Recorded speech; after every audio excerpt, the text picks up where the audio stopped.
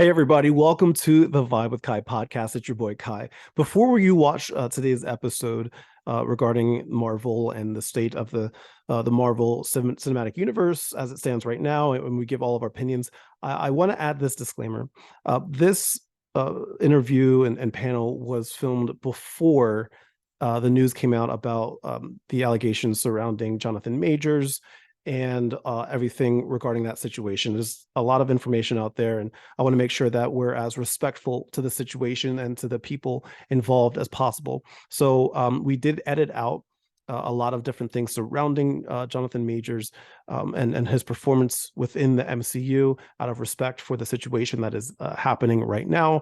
But once again, please know that we don't talk about that situation in this episode because this was filmed and recorded before the news of that came out. So wanted to make sure I threw that out there before you started watching and we're asking questions. And just know that we appreciate you watching and hanging out with us at this time. So with that said, my friends, enjoy the show. Hello, Vibers, and welcome to the Vibe with Kai podcast. It's your boy, Kai. Today, after a very, very, very, very long hiatus, I have brought back this panel of comic book experts and enthusiasts to nerd out with me on the podcast. Today, we're talking all about the current state of the Marvel Cinematic Universe. I think we might have some thoughts. I think we might have a couple thoughts of what's going on, how we feel about it in the MCU. Are we still excited for it? Are people tired of it? Is there fatigue? Are we being impatient? Is it going well? We're going to talk about all of those things today. But before we introduce our panel, don't forget that if you are a fan of this podcast, you can get even more exclusive content on the Vibe with Kai Patreon, especially if you're into having insightful discussions surrounding mental health, good vibes, positive energy. Simply click the link in the description of this podcast and subscribe to the Vibe with Kai Patreon for only $1 a month. For $1 a month, you get exclusive access to my interviews with mental health professionals and popular influencers from around the world, plus a sneak peek, behind the scenes look at my life. I post stuff on there that I don't post anywhere else, so make sure that you subscribe today. So with that said, my friends, enough about all my nonsense. Let's introduce our panel today. Our panel of experts are sexy. It's like no non-sexy people are allowed. It's all sexy people only. First and foremost, to my, I guess this would be my left, or your right. I don't know what everybody's thing is, but we have Jacqui Beltran. Hi. Hi. So good to be here. It's been so long. I love chatting with you guys. It's been way too long. And then we also have Michael Anthony Crea. Hello. Biggest fan of you guys. Miss you guys. It's nice to have the family back together. Yes. And for those of you that are watching or listening that are not familiar with Michael Anthony Crea, he is the biggest DC universe fan in the history of like movies.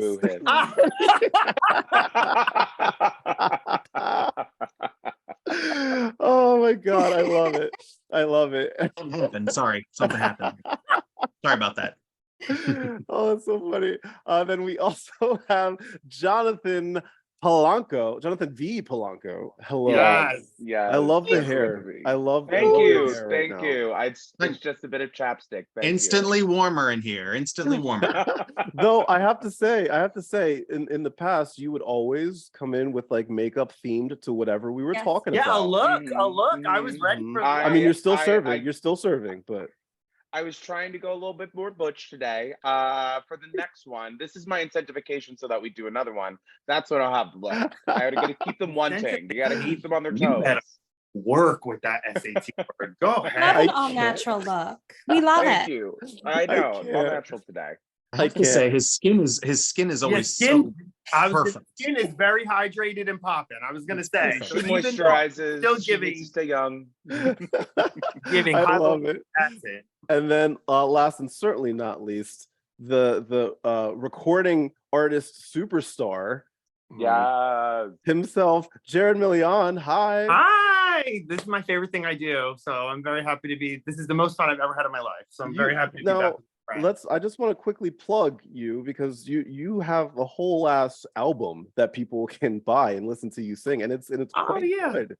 I have an EP called Only for Tonight that came out last year. I'm actually like very in the throes of my first like real full length album. It's like 11 songs. We just like finished a bunch of it. It has like features on it and everything. It's very surreal. So that's gonna come out. Wow, like, that's later. weird. Did any of you get an invite to be a feature on the album? That's so Don't do this to yourself. It Don't must do have this to gotten yourself. lost. I Don't do just this to changed my yourself. emails. Don't do this so- to yourself. Don't do it. Okay, that's how he wants to pop it off. So What's funny is Kyrus that I did think get you an actually did. invite. I think you Kyrus actually did get invite me to an something, and I couldn't do it. So you see, set himself up. Been here I 2 did. minutes. I did. As soon as I said it, arguments. as soon as I said it, I realized like you and I totally had a conversation not too long Girl. ago where you invited me to something and I couldn't do it.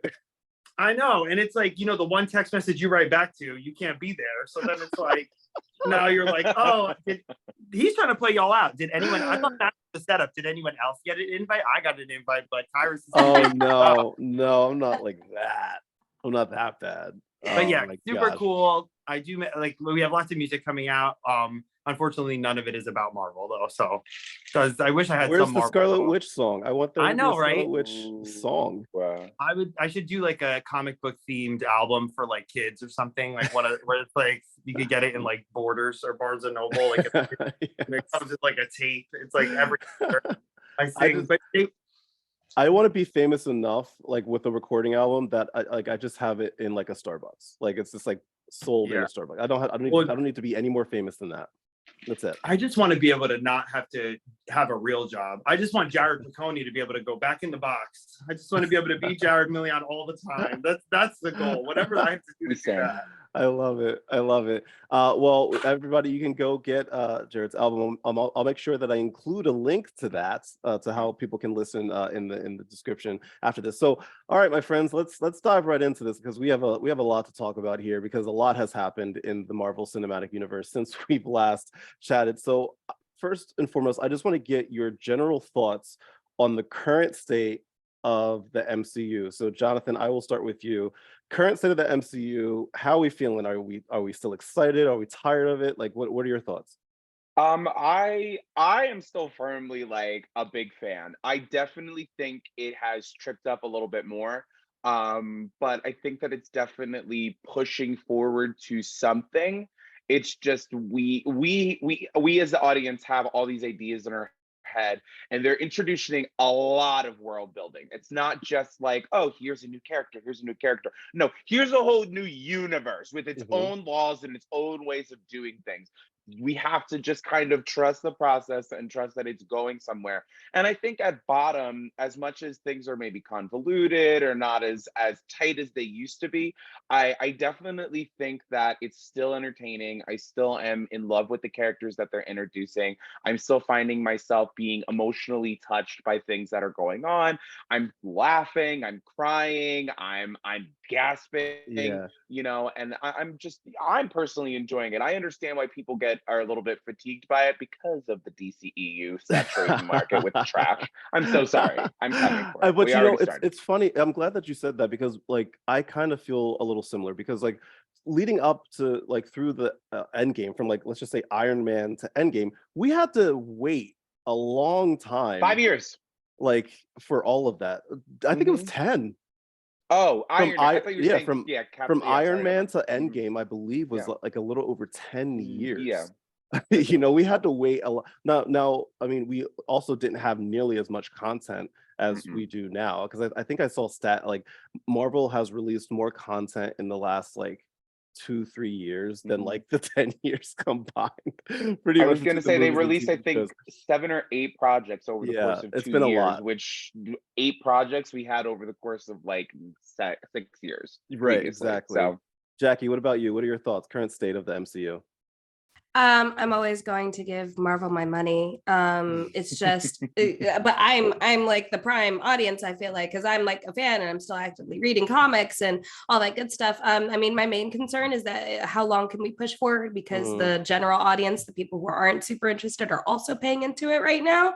And how long can we keep them? I also want DCU to succeed. I love the animated movies and I feel like they should just. You see Mike rolling his eyes right now, by the way. What happened? You see Mike rolling his eyes after you said that. They're good I'm trying my animated best to- movies. They just need to put it in live action. If they ever succeed, I don't want you clapping at all, Michael. I don't want you enjoying it. I don't want to Nope. see a smile. No, I'm owning this from start to finish, Jacqui. So That's funny. Oh, Michael, I'll turn it over to you. What are your thoughts? You and I used to go watch these Marvel movies together before you moved away to another universe.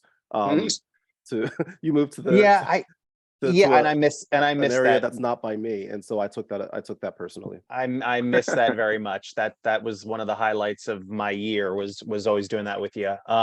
But I feel like they really took advantage and they struck while the iron was hot when Endgame and the multiverse, or excuse me, the Infinity Saga kind of came to fruition, came to culmination there. And I think they did kind of take it in a direction of maybe a little bit more quantity over quality for a period of time there.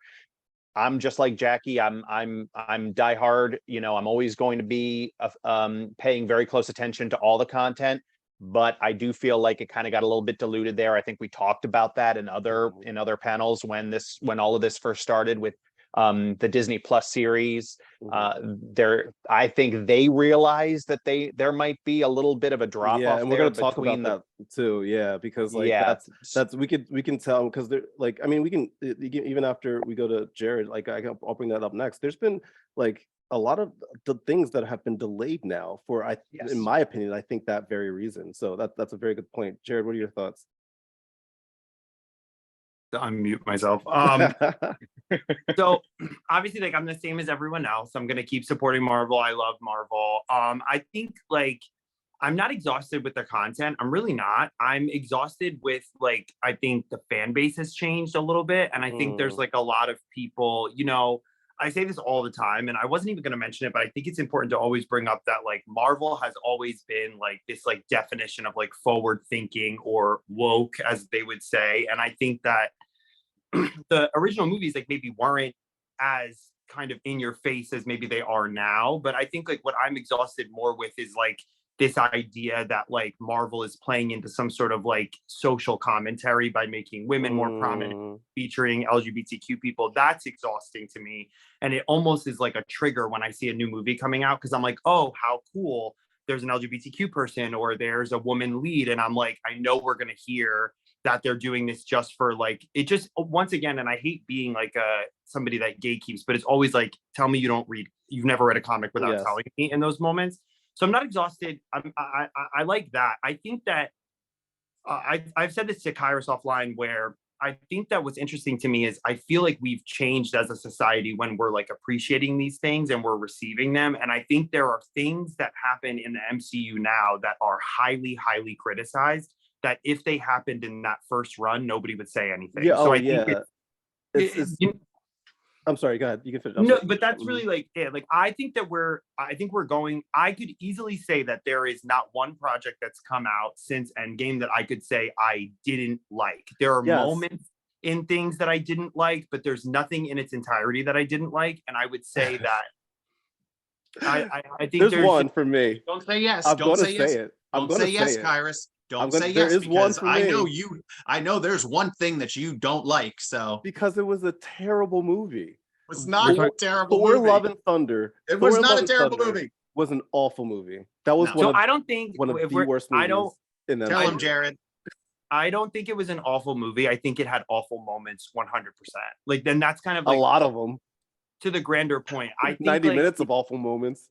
I think that I didn't hate it as much as like you hated it, but I've watched it again, you know what I mean? I've rewatched it, and I think that's a perfect example of what I was just saying, because I don't necessarily think that Thor: Love and Thunder would not have received the criticism it got no matter when it was released. I think that that's when that kind of defies what I was just saying. But I do think that it's like this idea of meeting expectations, where we have like the control over something and we want something to go a certain way. The funny Thor, the silly Thor, that received a good response. So we kind of kept going in that direction, which I understand. You know what I mean? Right. It's also hard to follow up Thor Ragnarok, because that's like one of the best films in the That was DCEU. great. Yes. Mhm. That Yeah. film, so, and like you have to follow one of the best films in a 23 film like canon. Yeah, I Like, agree. Good luck. I agree.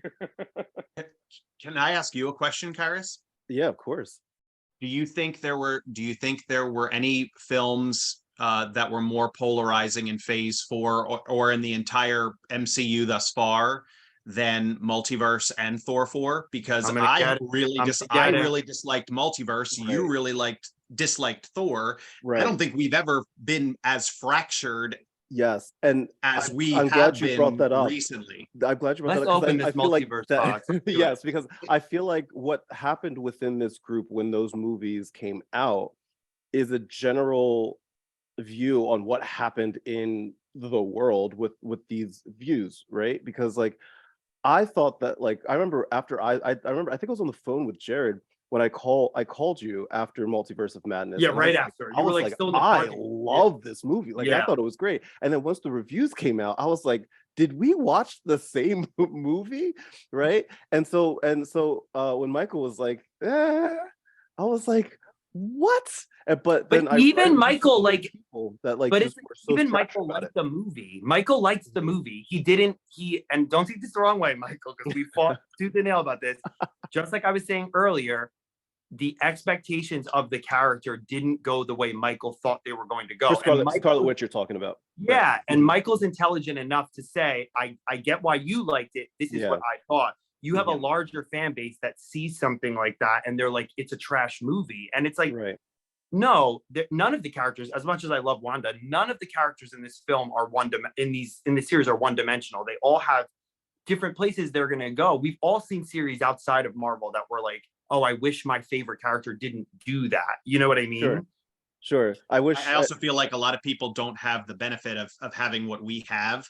Yeah. I learned after I was very much on the Kyrus train of after Multiverse the way that he was after Thor, because he kept on saying, and he says this a lot, but he said it specifically after Thor, I really disliked it, and the more I think about it, the more I dislike it. Yes. That is like classic Kyrus, and I feel like that's how I felt after Multiverse, until I had very in-depth conversations with one, Jared, and two, Jacqui, two folks in this panel who know more about the characters than anybody else that I know, because of the comic book history, because of and so there was a lot of education, and that helped me for sure. Right. So that's that.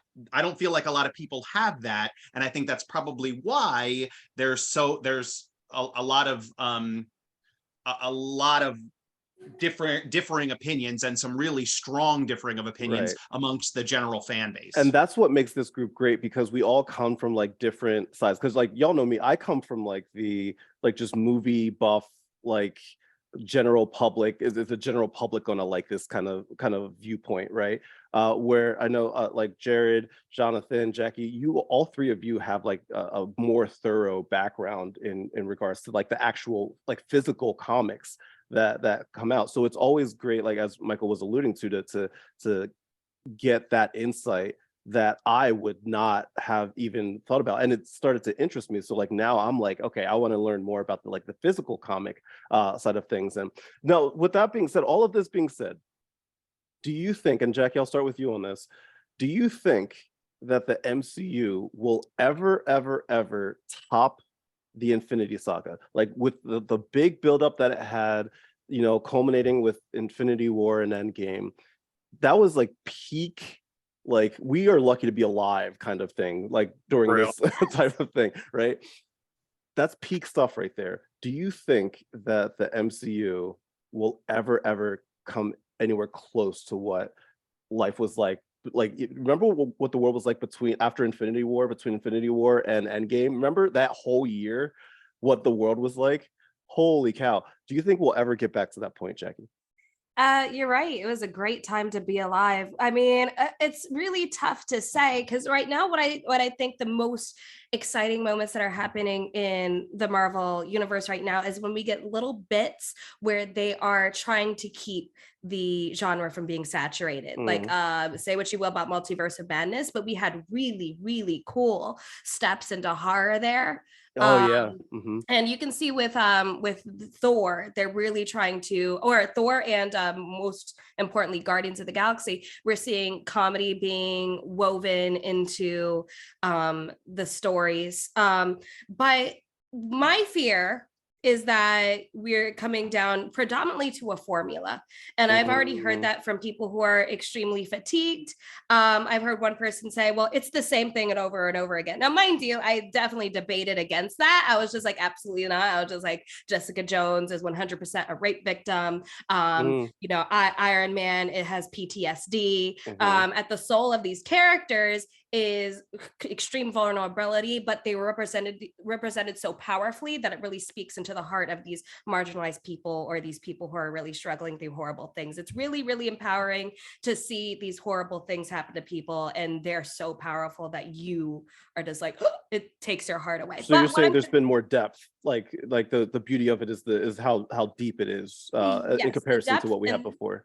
The depth and the push to try to keep it from saturating, but I think it will get saturated eventually. Hot take, I think the future, way decades down the line, will probably be the non-superhero centered comic book, like Fable and Saga and stuff like that.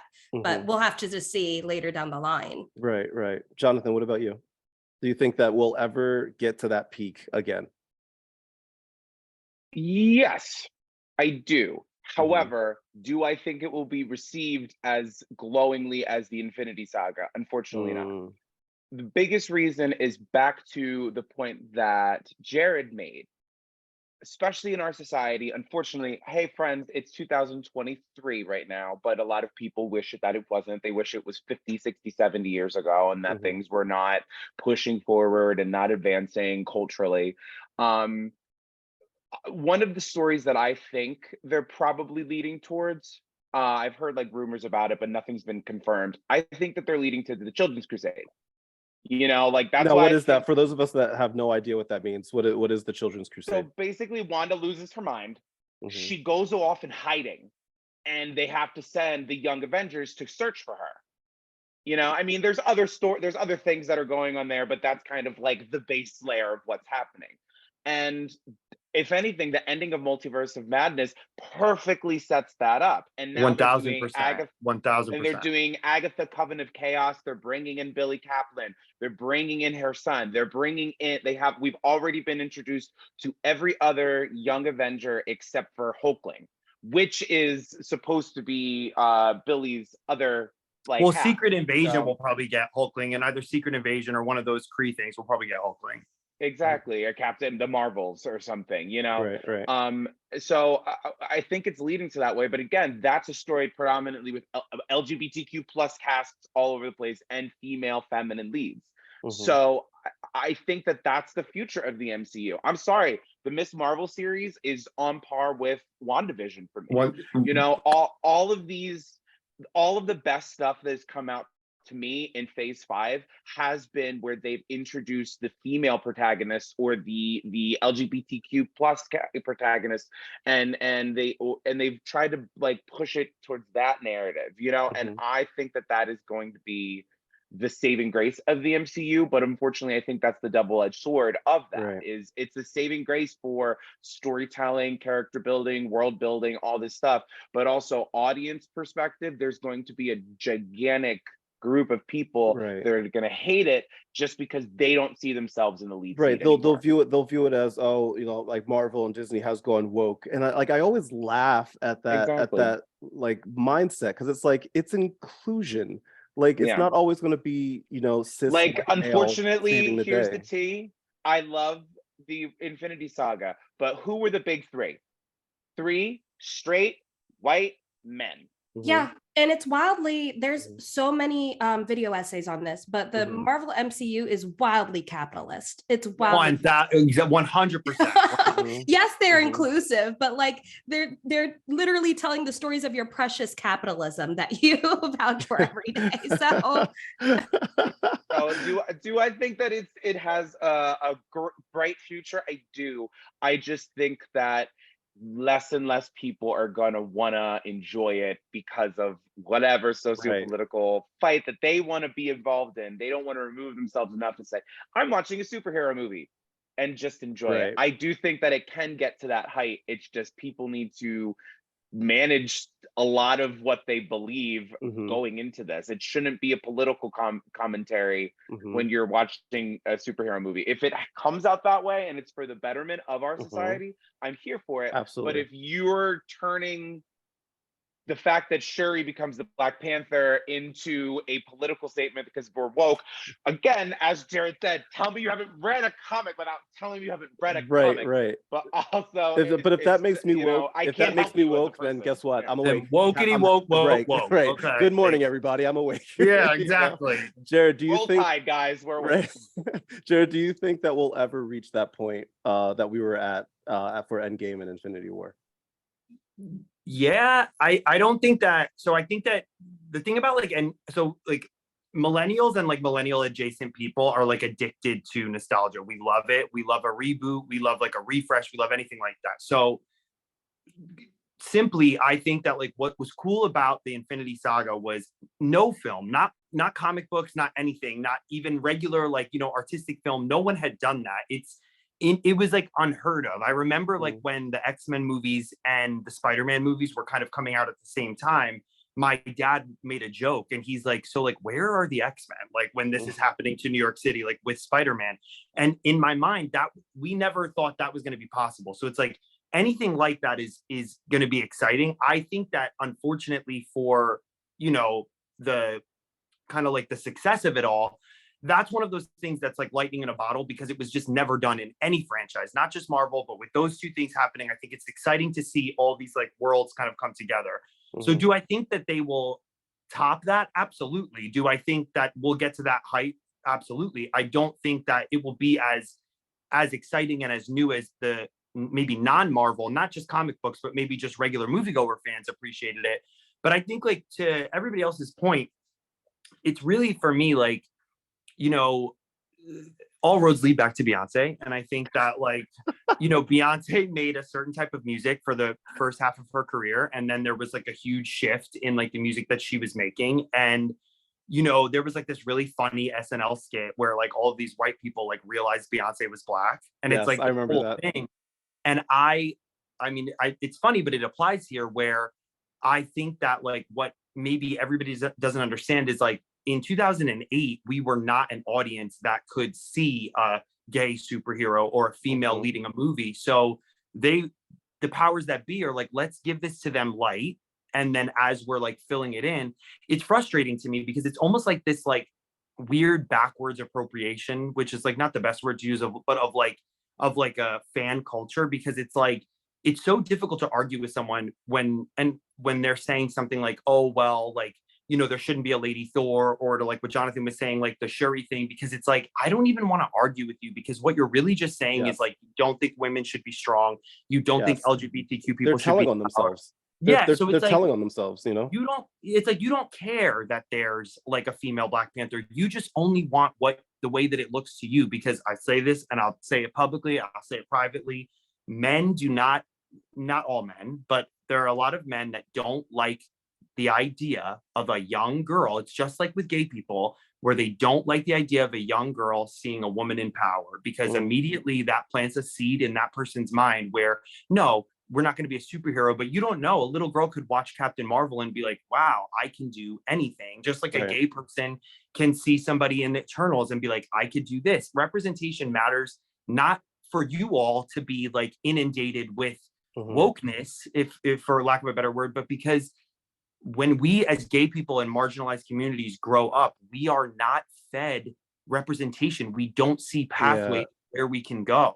So this is just opening up it's for not even just little kids, it's for anyone that's in a marginalized community to see themselves represented. Yes. And what's frustrating is the response makes it seem like it's woke. And it's like, I always talk about comic books because I've been represented in comic books forever. Like, you know what I mean? Black women have been represented in comic books forever. Black men, queer people, like Jewish It's people. not like it's nothing new, but people No, just don't so like it's just like exhausting. yeah, It's it is really exhausting. exhausting. And I'm glad you brought up the fan culture in general, because I think that one of the most annoying things are not just the people that don't know the comics, but the people that do know the comics that are just part of this like fan base. Like it's not just Marvel, like it happens with DC and Star Wars, Star Trek. Like it happens like this fan culture can be so toxic and masculine, and it's like really frustrating to listen Yeah. to some of these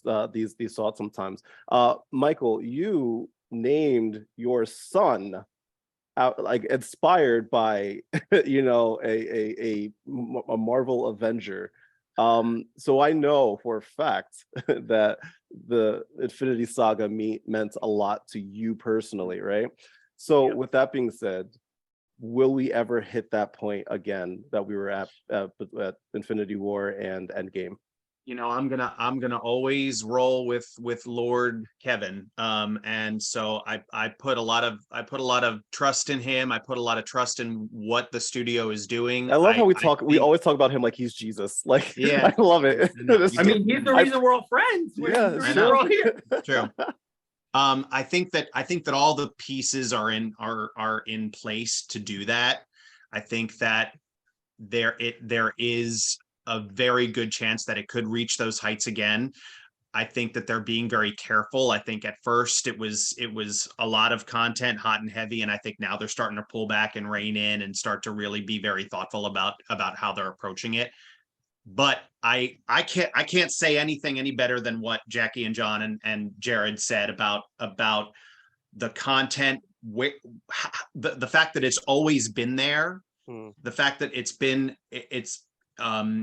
we've had it for so long. However, it's starting to become a little bit more mainstream, and it's in everybody's wheelhouse right now. And so for some reason that is thought-provoking and divisive, but it shouldn't be. It shouldn't be at all.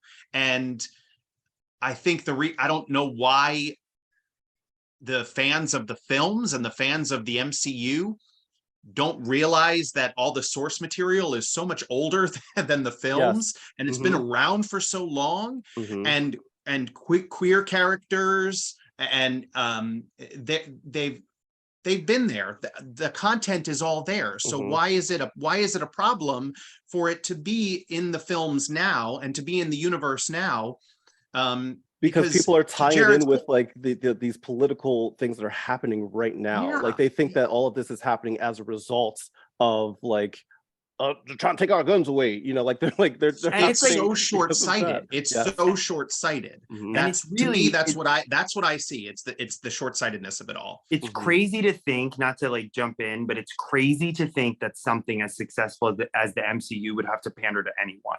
So that idea in and of itself is ridiculous. And I'm going to forget this if I don't say it, but like, I think using the Infinity Saga is a great example, because any of you, if you've read it, like, it is not the same as the films. It is very different. It's off the wall. Like weird stuff happens. Like Thanos is a very weird character. I mean, it's weird.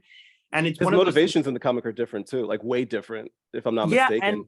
And they are different. And like, there's also stuff that you can do in comics that would look so stupid in movies. Like there's extra stones, a bunch of stuff. My point being though, like, we don't even need, and Jacqui, I don't know if you agree, I don't need these stories to be exactly as they were. What I like is that even with these new marginalized characters, we're honoring the essence of the character. I'm not looking at someone like to use Wanda and to attack Michael. It's one of those things where it's like, the reason that it made, you know, Jacqui and I would talk all the time about WandaVision, and we're like, all right, so when are we getting like villain Wanda? Because the essence of Wanda is mental illness. The essence of Wanda is the idea that someone's actions are interpreted as villainous, but when you're watching a character, you believe in them. It's like, this person is struggling and we are watching them struggle. And yes, they're fantastically powerful, but we're watching it happen.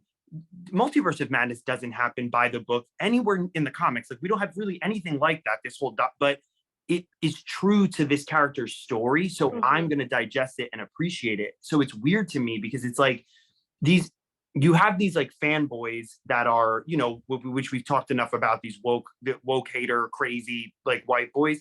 But then it's also, like you said, these gatekeeping comic fans that I think sometimes they make it even more difficult because it's like they're lying to themselves. They're like, oh, well, this doesn't follow that. And I'm like, there's not a single MCU, like single story in the MCU that you could translate to a comic exactly. Not a single one.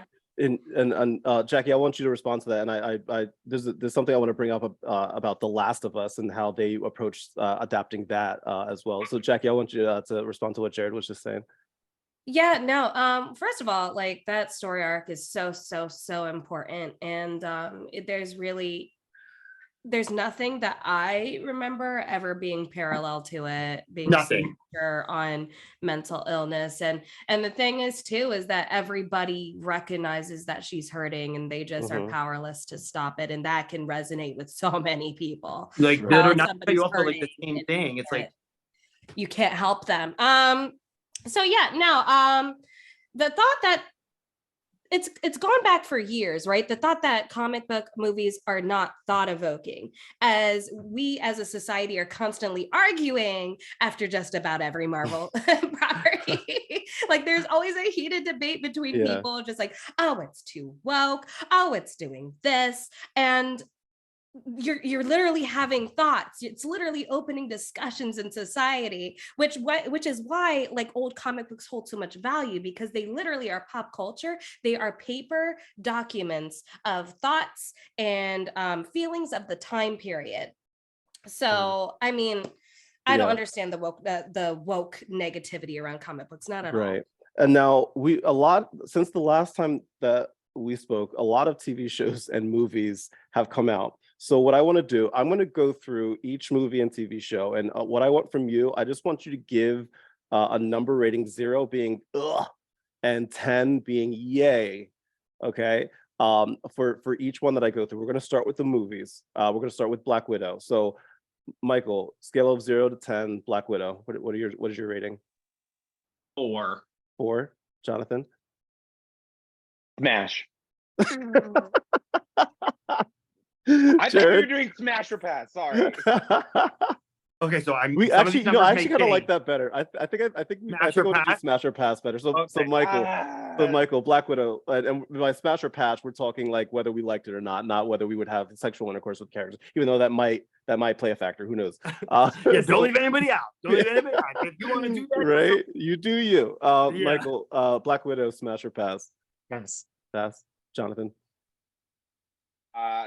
Smash. Jared? Smash. 100%. Jacqui? Pass. It's a pass from me too. It's a pass from me. Shang-Chi and the Legend of the Ten Rings. Michael? Oh, smash. Jonathan? Smash. Jared? Smash. Yeah, Jacqui? So necessary. Smash. Yes, double smash for me. Okay, here we go. Now we're going to start to get a little, because okay, here we go. Eternals. Michael, smash or pass? Smash. Jonathan?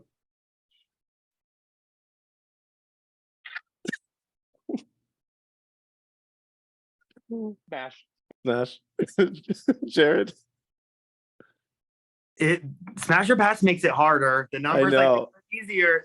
So I'm gonna say smash. I'm gonna say smash. Yeah, Jacqui? I'm so interested in that because I know that Jared read comic books. I say pass. I think it was a missed opportunity. Can I have one asterisk? I promise it'll be less than 10 seconds. Okay. If we were talking about, I agree. The reason I think it's a smash is I think it's smart for the films and the direction that it's going. I do 100% agree with you that it is, of every property, wildly, they might as well made a new team. Completely agree. But as far as like, I think for the MCU and the direction it's going, I give it a smash. If we're doing, does this make sense with anything that's ever been written? Pass. But definitely smash for the vibes. It's a smash for me. I loved that movie. I think I was one of the very few people that actually like really, really loved that movie. like a lot. I loved it. I loved Yeah. it I too. liked it I loved too. it. Yeah. I think it would have been better as a series, as we've discussed, but I did love it. I don't too. think it deserved the criticism that it got. None. That, No. like Yeah. I don't think think that- it deserved that. I think specifically the third act was beautiful. I thought the Yeah. third act was fantastic. Wonderful. If you rewatch that movie and you are not complete, you could watch it on mute and appreciate that it's an incredible film. Visually, it is Oh absolutely yeah. breathtaking. I thought it honestly it was one of the best, if not the best visually looking movies. I mean, Thor Ragnarok is up there for me, but like it was just visually stunning. All right, next one. Here we go. Spider-Man: No Way Home. Michael, smash or pass? Jonathan. Absolutely smash. Yeah. Jared. Pass. Ooh, I'm just kidding. interesting. Oh my god, that's so funny, Jacqui. Of course it's smash. It may be the best MCU film ever. Of I course. don't know about that, Up but it there. was really good. It's Up there. It's up there. Definitely not my favorite, but It's up. there. It's definitely. That's what I mean. It's It's like in definitely top up there. five. Top five, definitely. Top 10, yeah. Jacqui, smash or pass? Bringing the generations together, super smash. That was the best part. It was nice seeing. Once again, I think that's not. I'm never going to stop. I'm trying really hard. But once again, that I think what Jacqui just said, that's a perfect example of them almost recycling the Endgame and Infinity War thing and delivering it differently, and it being just as exciting. Pulling in different Spider-Man from different films, like that's never been done. It's going to blow your no matter what. We're lucky to be alive. We really are. 100%. Okay, here we go. This is where it's going to get a little dicey. Doctor Strange in the Multiverse of Madness. Michael, smash or pass? That would be a pass. Jonathan. That's a pass. No, it's a smash. Jared. It's a smash. Michael's a pass, but it's a smash. If Michael just would have said smash, he would have been the talk of the town. But he just had to do the typical Michael thing. I deserve it. Vibe with us on the Vibe with Kai. I deserve it. Jacqui, I will smash or still pass? smash you. It's okay. Smash. Wait, Jacqui, it's a pass for you? Smash. Oh, it's a smash. Okay, yeah, it's a smash for me as I'm well. going to cancel Michael. Michael hates women. Michael hates mental illness. Oh my Michael god. only wants women to cry. Here we go. Michael's going to get a chance to redeem himself. Yes. Thor: Love and Thunder, smash or pass? That's a big old smash for me and my soft heart for the children. Oh, that's the worst scene I've ever seen in my life. It's The not, scene with and the children is the worst scene I have ever seen in the MCU. it's so it's I have had to craft my words very carefully here because I don't want it to sound like I'm talking down to anybody who doesn't have children. Oh, but I I feel know like where you're going because with I this, do yeah. have children, Mhm. I Right. really connected with that whole aspect of it a lot more than maybe some others. I'm not saying that if you don't have children, you would not understand. I am not saying that, but I'm just saying that for me, That's not what the headline's going to personally- say tomorrow on my blog. Michael, do you know who has children? Here we go. I actually think Wanda may have children. So I don't know. She might, or maybe they were ripped away from her and then put in her dreams for days and days and days. But according to you, that should have been something she processed and then just told everybody it's okay. Wow. It should have been Are something we that about to have Civil War? it Are we should have about to been Civil something War? that maybe she processed a little bit more in a more thought out way, and the directors and the writers just really executed it so poorly. So for the headline, please put Michael wants to determine how women process grief. Make that the name of this. Thank you. I'll put that in the docket. God, that's the headline on TMZ tomorrow. Jonathan, Thor: Love and Thunder, smash or pass? Smash Chris Hemsworth passed the film. Mhm. Film. It was That's a fair. film. Did it have great moments? Absolutely, 100%. But just like as a whole, I feel like again, it's hard to follow up one of the greatest movies in the MCU with this kind of superhero love story, like the superhero 90s rom-com almost. And I feel like that's why it's a pass. for Yeah. me. Jared, smash or pass? Thor: Love and Thunder. Okay, so okay, so I think that because we're not doing the numbers, I'm actually gonna say pass. And it's not because I don't like the movie. I think there are a few moments in the recent MCUs where we throw characters in, and I think that we convolute stories. I think it's I think that we could have had a really good Thor versus Gore kind of thing. And I think that we were almost robbed of that because we had Jane, and I love that aspect of it. My issue with it is I think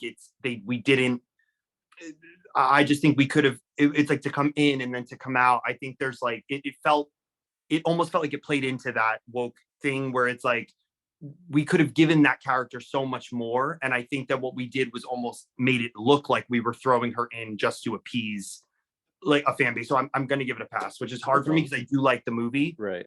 If it was a number, I would have said 6, but I'm going to give it a pass. Fair enough. Jacqui, smash or pass? Thor: Love and Thunder. I wish there was something in the middle, like a soft tap. It's hard. This is Soft tap. A soft tap. No, it's interesting because I would say that if anything fed into the woke propaganda, it would probably be Black Widow because they threw in a lackluster Tackmaster just for the benefits of forwarding a really fair story, and what there was no point in making her, because she wasn't a great woman, right? There wasn't a point. But anyway, yeah, I don't know. I feel like I'd be if anything, I'd be closer to pass because I feel like they tried to have a message to the story. I genuinely can't remember it just because it was like fair. So yeah. And just to kind of, I don't think that Jane is a bad character. I just think she's in the comics, which I sound like a gatekeeper. She's fully realized, and she has many stories as female Thor. So it felt to me like, bring her back. Spoiler alert, to kill her, I think at the end of the movie was for me disappointing because I was like, why don't we just keep this going? Right. Because it just feels like these idiots that are like, oh, now Thor's a woman. It's like, no, she's a real superhero. Like, give her something more than just this quick kind of story to further along Chris Hemsworth's plot. That's what I mean. So just for the interest of time, it's only smash, soft tap, or pass. We don't have time to explain your answers, friends. It's just hard. It's hard. Gotta commit to this shit. Prepping for this for 2 hours where I'm like, here we go. And the final of the movies: Black Panther, Wakanda Forever. Michael, smash or pass? Smash, soft tap, or big old smash. Jonathan, smash. Jared, smash. Jacqui, smash. Yes, it's definitely a smash for me. I mean, I will always love the first one, and rest in peace, Chadwick Boseman. Lord knows we missed you, but I thought that they did a really good job. I'm glad that they did not do like what they did with Fast and Furious, where they like CGI'd Paul Walker like afterwards. And I hope that they don't do that for the next 14 Fast and Furious movies. All right, TV shows, same thing. It's going to be either smash, soft tap, or pass, right? And you got to commit. We can't explain our answers. We just got to commit to it. So first one, we're going to go reverse order this time. WandaVision, Jacqui, smash, soft tap, or pass? Smash. Jared? The smashes that you could get. Smash, smiggity smash. Smiggity smash. Jonathan? Till the room stank, smash. And Michael? If only multiverse were like it, smash. It's definitely a smash for me. I appreciate it more now that all the other TV shows have come out. I appreciate it more. Okay, here we go. Falcon and the Winter Soldier, smash, soft tap, or pass? Jacqui? Smash. Jared? Soft tap. Okay. Jonathan? Soft tap. Soft tap. Michael? Pass. Ooh, interesting. It's a that's smash so for me. Surprising coming from the He-Man Woman Haters Club. I'm so surprised. Girl, stop fighting. I can't. I deserve this today. This is almost over a year. Yeah, it's over a year's worth. This is pent up energy. Next one, Loki, smash, soft tap, or pass? Jacqui? Smash. Smash. Jared? Smash. Jonathan? Smash. Michael? Smash. Yeah, it's a smash for me as well. That's up there for me. Okay, what if? Jacqui, smash, soft tap, or pass? Soft tap. Jared? Smash. Okay. Jonathan? Soft tap. Okay. Michael? Soft tap. It's a pass for me.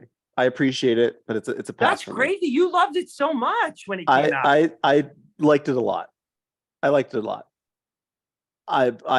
Yes. but I'm You committed to it. soft-tapped or you smashed? You passed it. I Soft passed tapped it. I passed it. I could do without it. I could do without it. Next one, Hawkeye. You guys already know I wasn't a fan of this. It's a mega pass for me. Yeah, I did not like that show at all. I thought it was one of the worst. It's down there with Love and Thunder. Jacqui, smash, soft tap or pass? Soft tap. Soft tap. Jared? Smash! I loved it. Smash. Jonathan? With you, Kai, pass. Yeah. Michael? Smash. Wow. Yeah, me and Michael really bonded over Hawkeye. We loved it. We loved it. Ugh. Anyway, okay, here we go. This one's gonna be tough because I'm really interested in this. Moon Knight. Jacqui, smash, soft tap or pass? I love Moonlight. Smash. Okay. Jared? Soft tap. It just went. Sorry, I know I can't talk, but I think I should have been a movie. Okay. Soft tap should have been a movie. Okay. Jonathan? So the paint peels from the walls. Smash. That's so funny, Michael. Smash. Okay. Loved it. It's a soft tap for me. It's a soft tap. Okay, here we go. I think I know everybody's answers to this one, but Miss Marvel, Jacqui. Actually, smash. Smash. Jared? Smash. 100%. Jonathan? Big ol' smash. Michael? Smash, smash, smash. Yeah, smash for me as well. Okay, this one is going to be really interesting. All right. She-Hulk attorney at law. I think I know how everybody feels, but I know that out there in the world, whoo boy, this is probably one of the most divisive shows out Sound there. off on the comments in those below.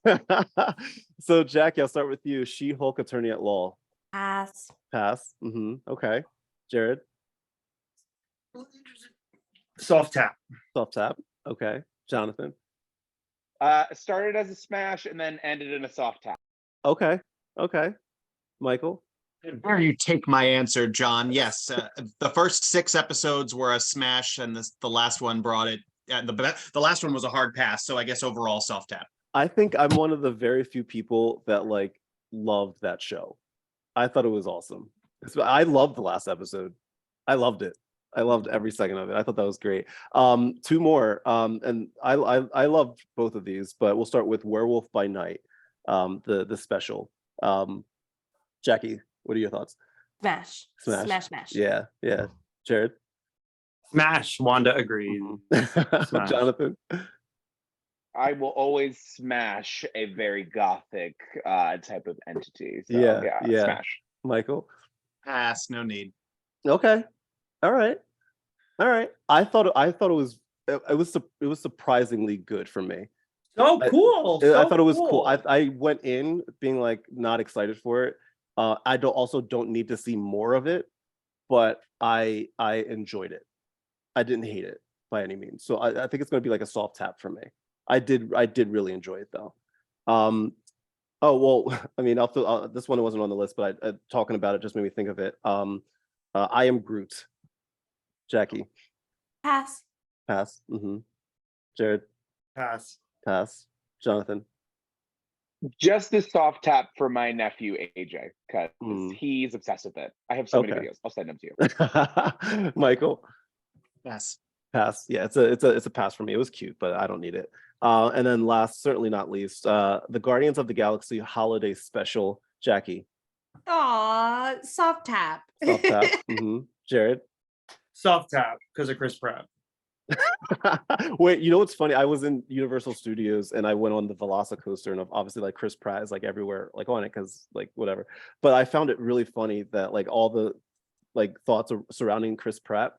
Meanwhile, he's highly featured in 2 major Disney rides and 1 major Universal ride. So Velocicoaster at Universal, you have the Guardians of the Galaxy ride at Disneyland, which they rethemed the Tower of Terror, and then you have the new Guardians of the Galaxy roller coaster in Epcot. Chris Pratt is everywhere, and I'm pretty sure he'll be featured in the new Mario world at some point as well that they're building at Epic Universe. But anyway, who did I leave off with? I think was it Jonathan? Yes. What were we talking about? I'm sorry. I got The holiday distracted. special. Yeah.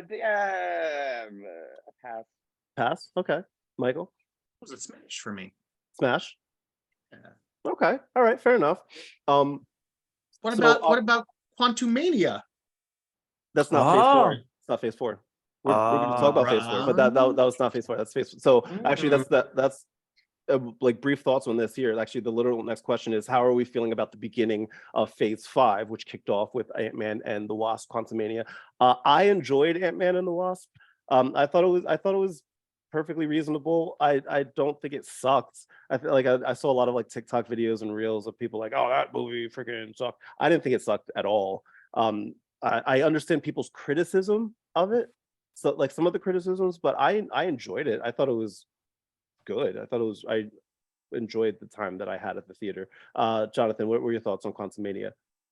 I really liked it. I think that was one of the movies where it took me a little bit of time to get into it, because the first, like, I feel like the opening like 10 minutes of it, maybe I was like, okay, when are we going? When are we going? You know, what's happening? And I get it. We had to get to the quantum realm. But once you got to the quantum realm and you kind of just gave yourself over to it, I enjoyed it. I really thought it was a great story. I was interested in the kind of twists and turns.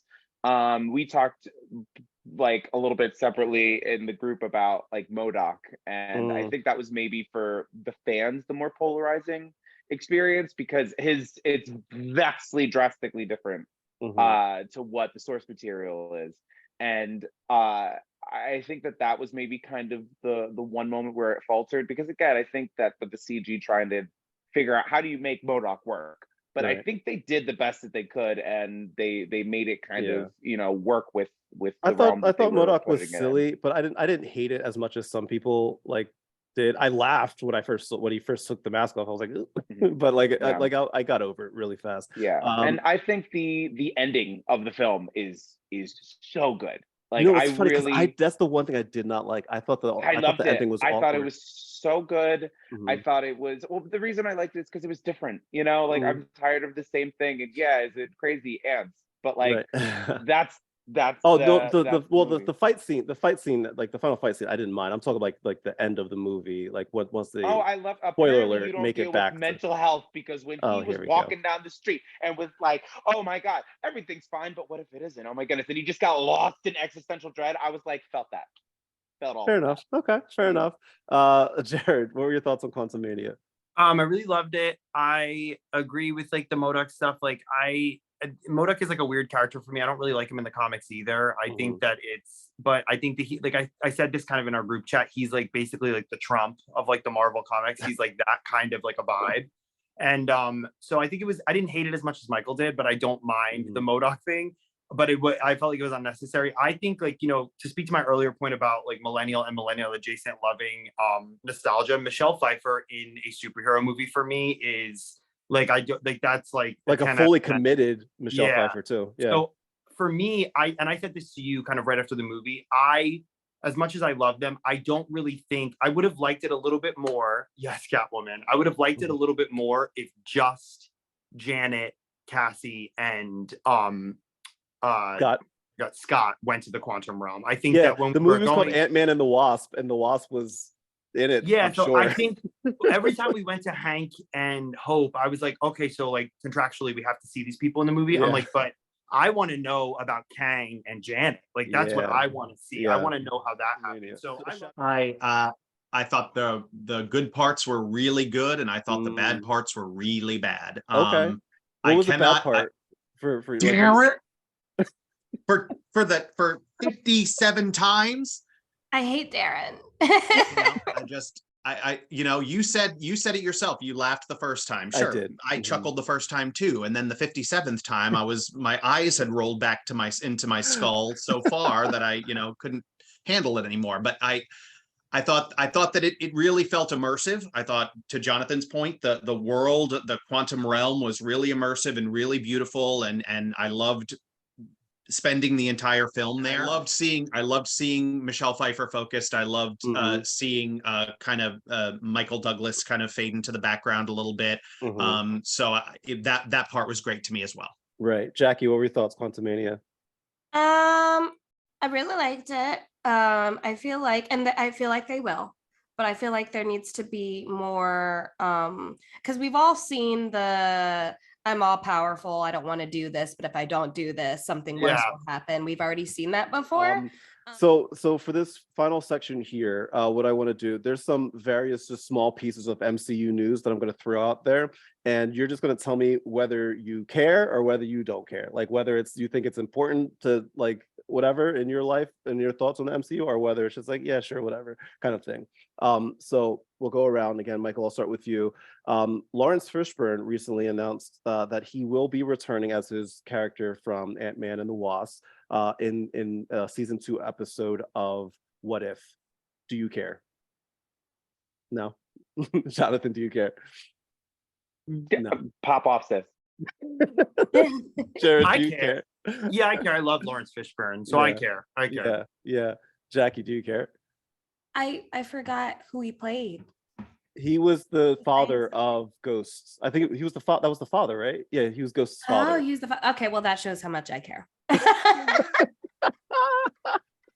Ghost is the love worst. it. I hate Ghosts. My least favorite cards are ever in the MCU. Next thing, a new report revealed that Marvel Studios is cutting down on how many Disney Plus shows it will be debuting on its service in 2023.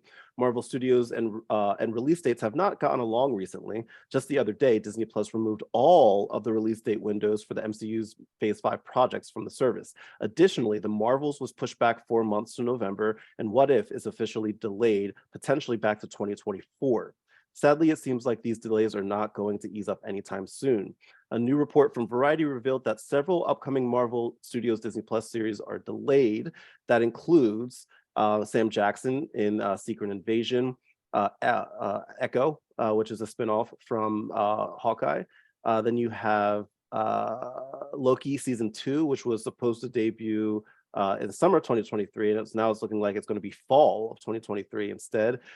Ironheart is another one that was delayed. Agatha Covenant Chaos will most likely get pushed to 2024, possibly even 2025, they say. Then you have X-Men 97, which was announced at San Diego Comic-Con 2022, and now that might be pushed back till 2024. What If season 2 is 2024, potential first quarter of 2024. That's a lot of delays. But we were talking a lot about how I think Marvel realized that maybe they were just throwing too much at one time. So Jacqui, I'll start with you. Do you care? Do you not care? I'm actually pretty okay with it. I feel like I'm so desensitized to delays at this point, that it just feels like that's just a part of the game at this point. Yeah. Jared? Yeah, I don't I care about it, but I don't care about the delays. I wish these big studios would just announce projects, not release dates, because I think that it puts like such a negative connotation. Like I wouldn't give a hoot if the Marvels came out later if I didn't know when it was supposed to come out. You know what I mean? Just stop saying when they're coming out, and then I don't think. Right, Jonathan. I don't think I care as much. The one thing I maybe do care about is if they're worried about the content, I think they need to lean in more to what they did with Werewolf by Night and kind of focus on special presentations instead of long form series, because it's easier to make an hour film or an hour and a half film. I'd be fine with them making a 90-minute film and throwing it on Disney Plus than making an 8-hour TV series, a 5-hour TV series. Because you can get a lot done in 90 minutes. You know? You can get a lot done in 90 minutes. Like I think the Guardians of the Galaxy holiday special proved that. Like you can get a decent story passed along in 90 minutes, and if not like 10 episodes, maybe like two or three, 2 or 3 episodes that are maybe 60 minutes in length, and call it a day. Though with Daredevil, I think they're doing like 18. They're doing like 30 episodes. Excited about. Like I'm okay. And I think that's a good point, the Guardians thing, though, just because I think WandaVision was so kind of new, but like it felt, I don't think they're going to do a season 2. I don't mind if they do quick 4 or 5 episodes of just, hey, let's tell you about like this scenario. So when we pull this rando into the movie, you just like know who they are. So it's I don't mind that. Right. I think WandaVision is going to have a sequel, but it's not going to be called WandaVision. It's going to be the Vision Quest series. Because WandaVision is kind of taken cues from a story where Vision had his own pristine life with his wife and his like robot kids and like like so like Yeah. they kind of took from that. So I'm like, that'll be the season 2 of WandaVision. Vision Michael- will be out there doing the exact same nonsense, and it's up to insert superhero here to help Right. him or bring him out into the fold or whatever. Right. Michael, do you care about the delays at all? It just goes back to what I was saying to before about I think they're being a lot more careful about the quality of the work because there's so much. I really initially thought that the Disney Plus series were going to be, to your point, you know, like 2, 3, 4 episodes, limited series, and that was going to be it. I didn't think there were going to be season 2s and multiple seasons of anything. Yeah. I thought it was just going to be more of like a self-contained limited series that they'd put on Disney Plus just because they had Disney Plus, just because they had it there for them to use. Yeah. So that's what I thought initially. I'm happy with them taking more time so that they can think about it more and prepare for it more and be a little bit more careful with it.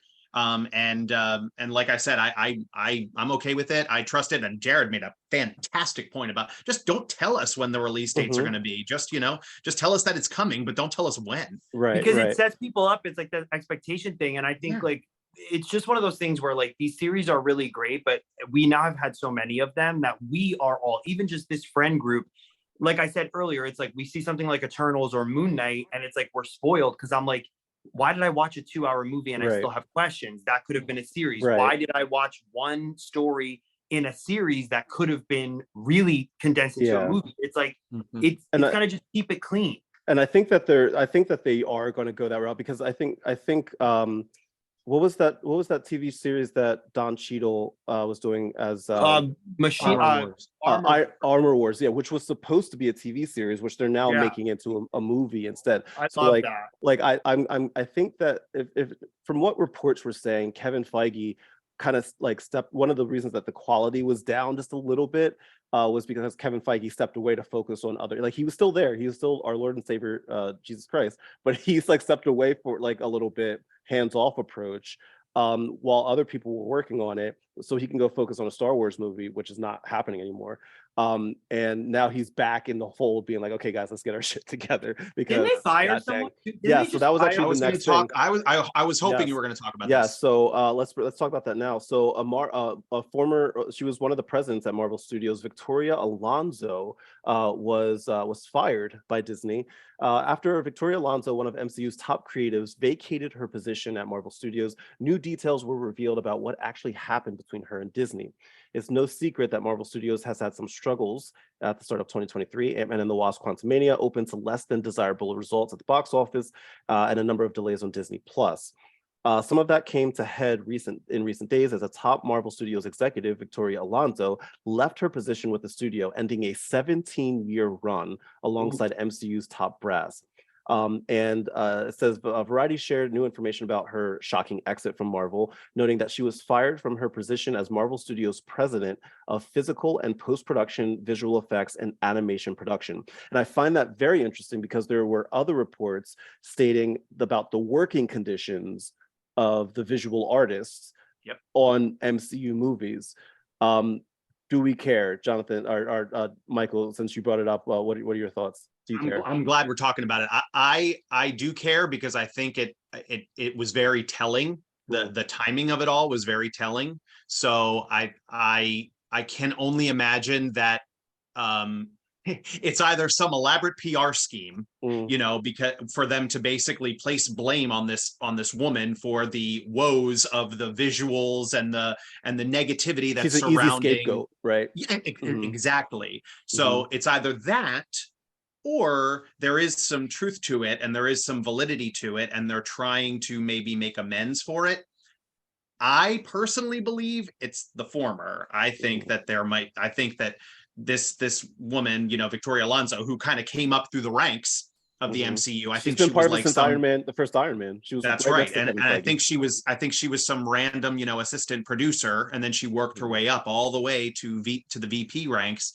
I think that unfortunately she was just being painted as, this I don't want to say villain, but this, this person who was in some way to blame for the shortcomings of the visual effects and the negativity surrounding a lot of what had been talked about, especially in phase 4. Right, So right. And don't they're think also there's any blaming truth it to that. on like, I guess she had she had produced, I think, another movie that won an Academy Award that I don't remember what movie it was, but I think she won an Oscar.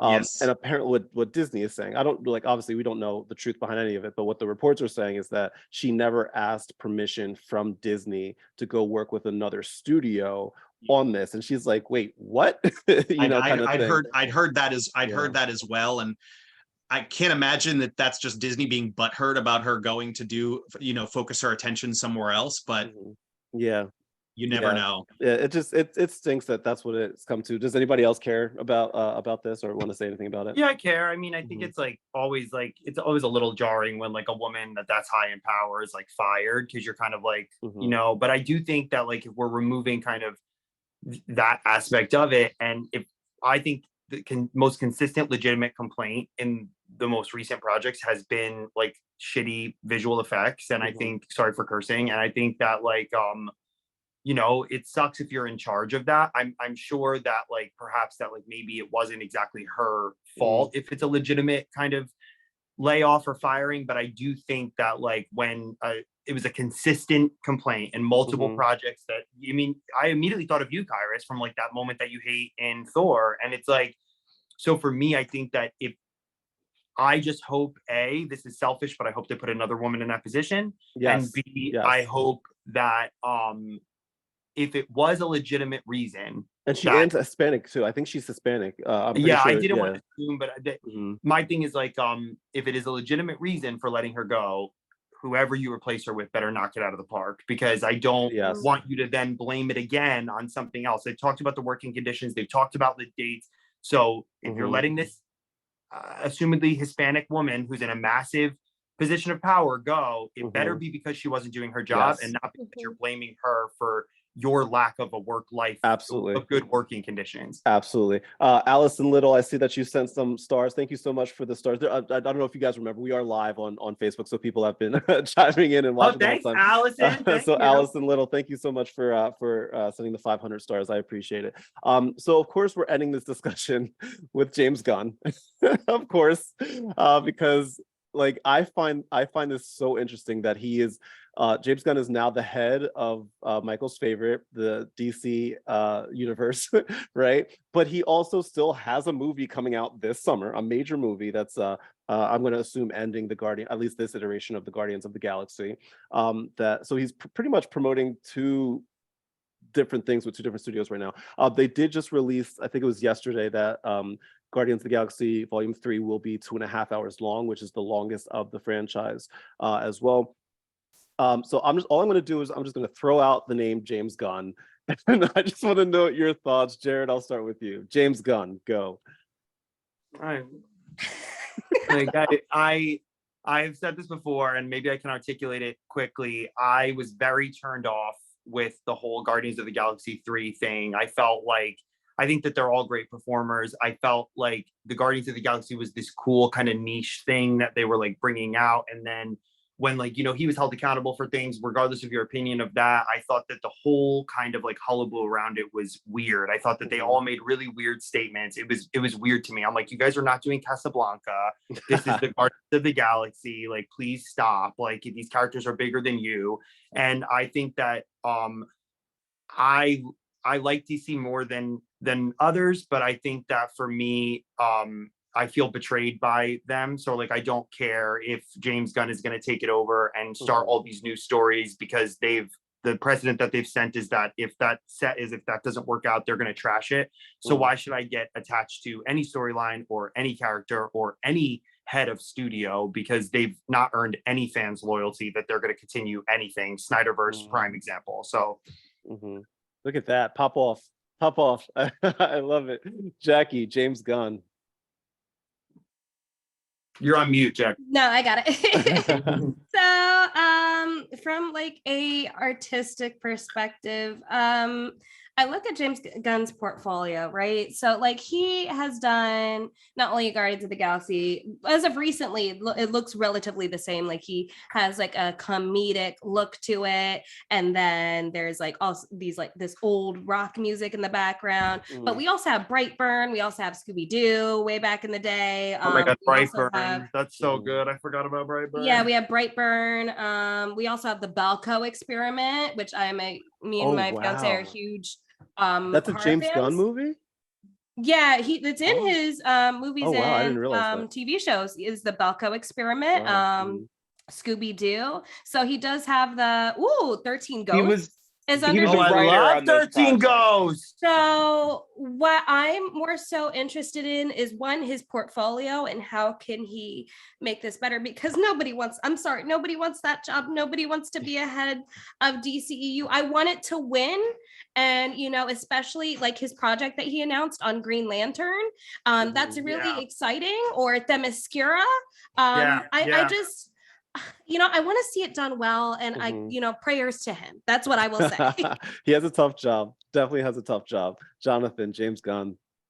James Gunn, I know you're watching this. Come here. I need you to listen to me. Come here, baby. Come here, baby. If you give us another backstory on Superman and give us the opening scene where Bruce Wayne's parents get shot again, yeah, kill me. I am going to vehemently throw myself off of the wherever you are building. I'm going to make sure that the lawyers come. I'm going to make sure they shut it down because I'm annoyed. I don't want to see it. All right. We know. Make us a world where they already exist. We know they exist. Bring new people into it. Bring new characters into it. We don't need a Batman movie yet. I don't think we want a Batman movie. We have 5 of them coming out in the next year. My fiance will be so hurt by that, but I agree. No, I mean, like, first of all, we already know I'm gonna do it. Here we go. I live for Batman. He is one of my favorite characters, and the Joker. I'm so here for them. But my God, there's so many. There's so many, and I'm sorry. The DC, like DC Comics is just as vast and just as multi-layered as Marvel Comics. There's so much to work with, but yet we insist on doing the same characters. So I'm here for having them, but like, can we please like highlight other people? Can they be side characters? It's a weird thought. It's a weird thought. But can Batman and Superman and Wonder Woman and all the people we know, can they be side characters? Right. Can they be sidekicks, and can we have something new? The extra stuff, I think that's a really good point, because it's like they've so focused on that core kind of Justice League group for like 40 years. Like it's like we've gotten a million. It's Batman, Superman, so it's like that's why when they announce something like Guardians of the Galaxy at first, me and Jacqui are excited, or Jonathan and other people are like, oh, what's that? Those projects that Michael, you were probably the same way. You're like, Guardians of the what? But like when they announce all those DC projects, everyone's like, what are they talking about? Because we've never been fed anything. But like Jonathan said, Batman and Superman and everything we know already. Yeah, I mean, even you can even going back to Iron Man, like Iron Man, like he wasn't like before the movie. It's not like he was like the most. I remember watching a preview for Iron Man. I'm like, what the heck is Iron? Like, and it's like it would be if everything in the MCU was like about Wolverine and like and like those big characters that people know. And it's like, but Marvel's done a good job of expanding on that. Like there's so many projects, like the Themyscira is great. I think the Green Lantern stuff is cool, but I agree with all of you where it's like, but like let's move away from those people, because I don't know who's playing them. There's 38 Superman at the same time. Batman, it's too much. I will say, I think Henry Cavill is the best Superman of all. The best. I will die on that hill. We didn't get Michael B. Jordan as Superman. I know that would have been great. That would have been great too. Yeah, that would have been great. James Gunn, you're doing great, Speaking of Michael, the biggest DC fan here, I want to make sure I end this conversation with you. James Gunn's taking over the the DCEU. Are you excited? On a scale of 0 to 10, 0 being super excited, 10 being mega excited, how excited are you for James Gunn in the DC universe? I was so excited for what he was gonna say. I was like, oh, what's he gonna say? Is he still married to Jenna Fisher? Is he still married to Pam? They're married? They're not anymore. They're not I anymore. didn't know that. I know they were married at one point. That's a shame. Slither. I don't know why you haven't mentioned Slither, Jacqui, but that is God, I the love best Slither. James Slither. Gunn movie. I love Yeah, that he movie. actually has like quite the portfolio. I feel like Mhm. people have Yeah. only started looking at him now. Yeah. No, I'm glad you said I the list though, Jacqui, because I was like, oh, I like a lot of those movies. I was like, Mhm. oh Yeah. wow. I do I've think always he's loved. talented. I've always Slither was like my favorite James Gunn movie. I don't. To be serious, I say the stuff that I say about the DCEU all the time. They have bigger characters, more mainstream characters than Marvel does. Mhm. And I don't understand why there's so much, why we're regurgitating, to John's point about, Batman, Superman, Wonder Woman over and over and over again. And that's okay. But yet everybody rolls their eyes about, oh, there's going to be more X-Men. Oh, there's, they're going to be rebooting X-Men. They're going to be I just don't understand where that. And like we Where don't finish that- these stories. I will Yeah, say that I roll my eyes at all of it. I'm an equal opportunity. Yes. Equal opportunity. There That's shouldn't be good. another Batman in my lifetime. There shouldn't be another Spider-Man. Exactly. in my Yo, I'm on lifetime. record by saying this, by saying that, by the way. I've said multiple times, I'm good with Spider-Man. I don't need any more Spider-Man. I don't need another I don't- X-Men. Jared hates yeah, me I for don't- that. I don't need- need I any don't more need any more X-Men in my life. X-Men. No, I don't. I would just we're not I promised myself we wouldn't talk about X-Men, but I would love to see Tom Holland Spider-Man grow up into like an adult Peter Parker. Let's just stick with what we have. We don't have I'm to fine as long as they don't reboot it. As I long as they agree. don't reboot it. I'm 100% same page. I think Like, it's confusing. I think yes, it's too Like confusing. just if Tom Holland is the Spider-Man of my lifetime, then Tom Holland is then I'm cool And with that. think I just about, don't like- want to reboot unless it's Miles Morales. And to No. speak to your point that Kyrus, you and I have always had conversations about the fan base versus the general public. And Yes. it's like, think Mhm. about the general public. Like, who is Batman? Who is Mhm. Spider-Man? Charlie and I were just looking at photos of Lady Gaga in the new Joker. Joker. And Mhm. Charlie's like, I thought Margot Robbie was, and it's like Mhm. that, you know what I mean? It's like even people that are in tune Yes. are like, what are we doing? Yes. I don't know. It's a lot. It's a lot. Yes. Yes. And to answer your question, Michael, like what's the biggest difference between DC and Marvel, in my opinion, has been patience. I think that Marvel has done a really good job at staying patient and building up characters, even though we can, like, some of us, like me included, will complain sometimes about like what they're doing right now and like just taking the time and like slow build. But like like to their credit, like it's going to now be exciting when we see some of these characters like come together. Like what I'm waiting for the day that we see, like, Ironheart have a conversation with Tom Holland Spider-Man, like talk about like little things like that. I think it's going to be super exciting. But like DCEU tried to throw like 8 million characters at us in one movie and just be like, accept it, So with that being said, my friends, thank you. Like, thank you so much for like sitting and chatting. Like, it's been far too long that We got to do it quarterly at least. Yeah. At least I was quarterly. gonna say, like, at least if not bi-monthly, like quarterly, like something like that, or at least after every major maybe like movie, like comic book movie. Like I'm a Star Wars fan, so like I would love to talk Star Wars with any other Star Wars fans as well. I think Mandalorian is just so good. What about that Jar Jar Binks retribution? What about that? I Jar Jar love Binks? as soon as I saw his face, because I knew that Not me sobbing. I knew that people, because I already saw a bunch of TikToks, but like, why are they going to get this unknown Jedi? Blah blah. I'm like, Wow. do y'all know who that man is? Character aside, do you know who that actor is? That is such good filmmaking. That is so good. I was that is so such, happy like, to see him. It's Yes. such a heartwarming, like we said, that nostalgia thing. My so, heart jumped. I was Me like, too. yes. Me too. Loved it. I loved it. But anyway, And he looks great. Yes.